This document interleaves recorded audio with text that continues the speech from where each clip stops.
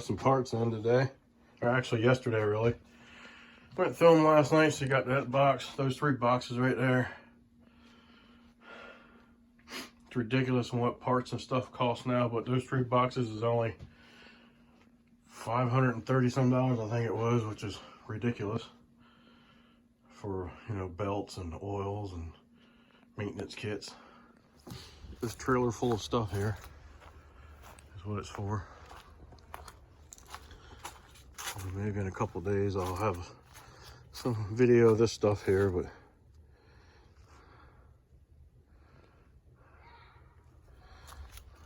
I'll get this start PMing or doing the maintenance work on this stuff here, sharpening blades, changing them out if needed,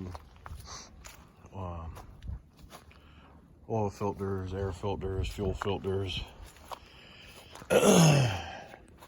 The biggest problem with these things here is this cable right here, that cable right there. That is for your PTO engagement. A lot of times it likes to break right there.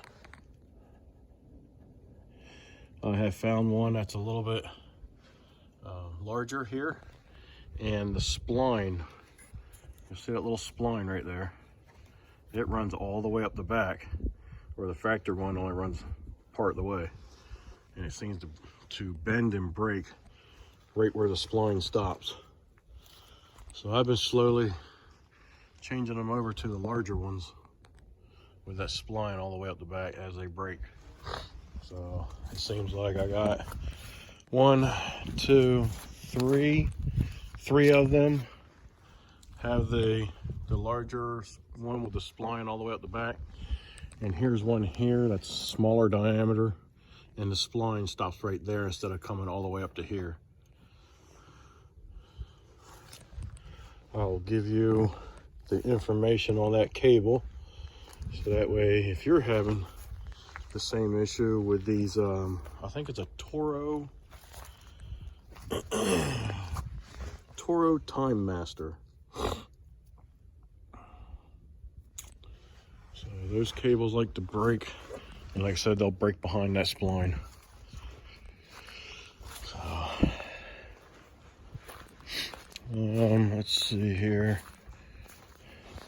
This mower here, he brought it to me. It's in fairly good condition, but half the deck was rotted right out. So I come all the way back to good metal and cut it all out, which included one of these spindles being cut out with it. So I fabbed up a new piece and got all the holes and everything drilled in it so I could put the spindle back into place. But I'll show you that when I do the service work on it and what I did to that. One of the other things that goes up, and it may be, I don't know, these gearboxes don't seem to hold up. So I don't know if you had the same problem too. So if you have the same problem, it might be just that they're not holding up, or it could be just operator error, where it's possible that they may be just getting thrown in the gear. But I don't know that for sure. But those gearboxes are expensive too. But I've been getting them from Amazon, and they've been working fine.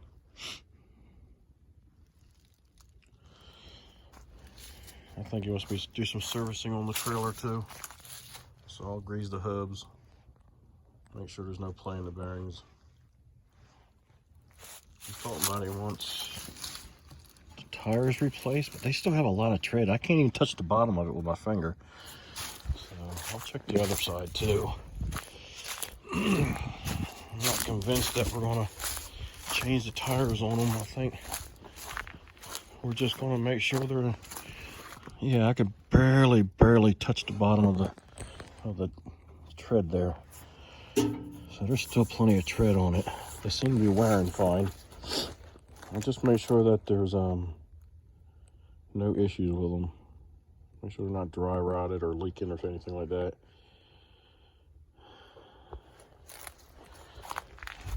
well, lubricated jack stand, which all I do is I'll just spray some lubricant down into this area and just let it soak through.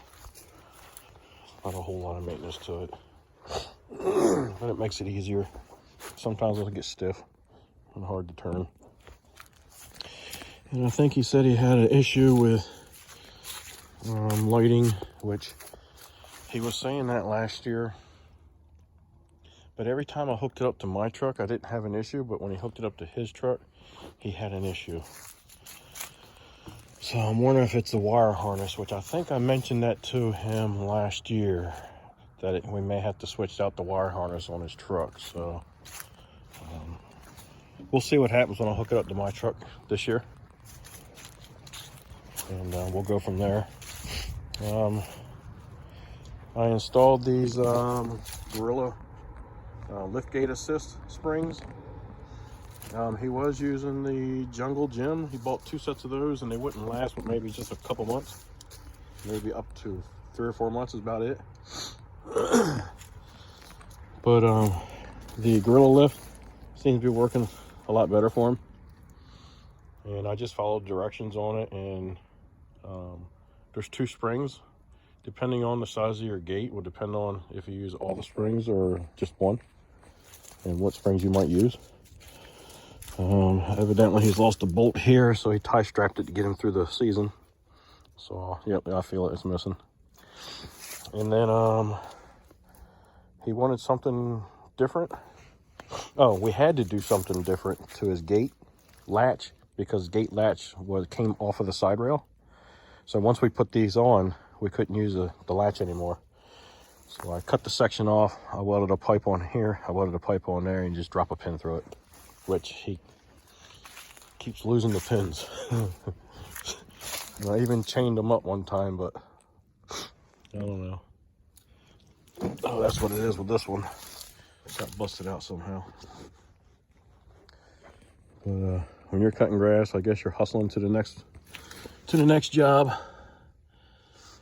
And sometimes you might get in a hurry and forget something, maybe. I know I've done that plenty of times. So, but yeah, I'll be starting on this stuff here soon. And then he'll bring me another trailer load. This is all his walk behind stuff. And, but he's got some 0 turns that he'll bring me also. I also installed this rack system on here for him, for his trimmers. So it also has, yeah, there it is. So you put your trimmers out here, right? And then you put your trim line spool on here, which I'm not sure if he uses that or not. All right.